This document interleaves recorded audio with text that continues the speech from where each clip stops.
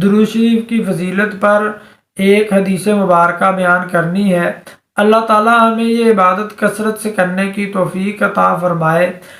نبی صلی اللہ علیہ وسلم کا فرمان ہے کہ جس مجلس میں اللہ کا ذکر نہ ہو اور اللہ کے نبی صلی اللہ علیہ وسلم پر درود نہ بھیجا جائے، وہ مجلس جو ہے اس مجلس والوں پر قیامت والے دن وبال ہوگی۔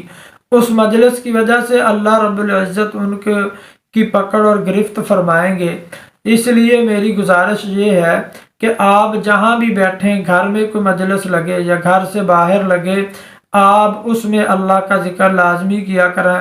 اللہ کے حبیب صلی اللہ علیہ وسلم کی ذات گرامی پر درود پاک لازمی پڑھا کریں۔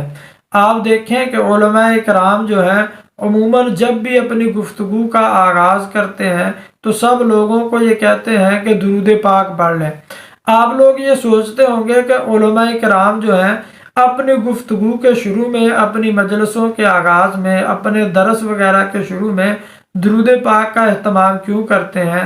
تو اس حدیث مبارکہ کی اس حدیث مبارکہ کے پیش نظر یہ بات سمجھ میں آ جاتی ہے کہ ہمیں جب بھی ہم کوئی مجلس لگائیں، کسی محفل میں بیٹھیں، تو اللہ رب العزت کی حمد و ثنا اور درود پاک کا اہتمام ہونا چاہیے۔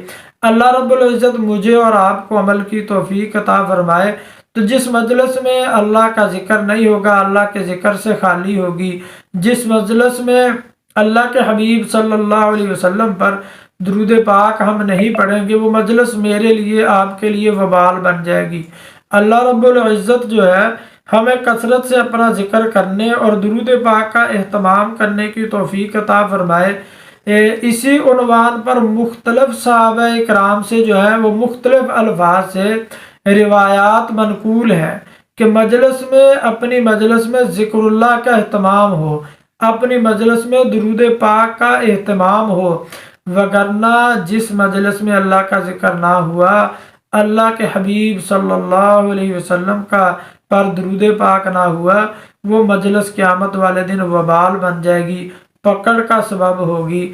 بلکہ ایک حدیث مبارکہ میں تو یوں آتا ہے کہ جس مجلس میں اللہ کا ذکر نہیں ہوتا، جس مجلس میں اللہ کے حبیب صلی اللہ علیہ وسلم پر درود پاک نہیں پڑھا جاتا، وہ مجلس ایسے ہے، اس مجلس والے ایسے ہیں جیسے وہ کسی گندگی پر یا گلی اور سڑی ہوئی چیز پر بیٹھے ہوئے ہوں۔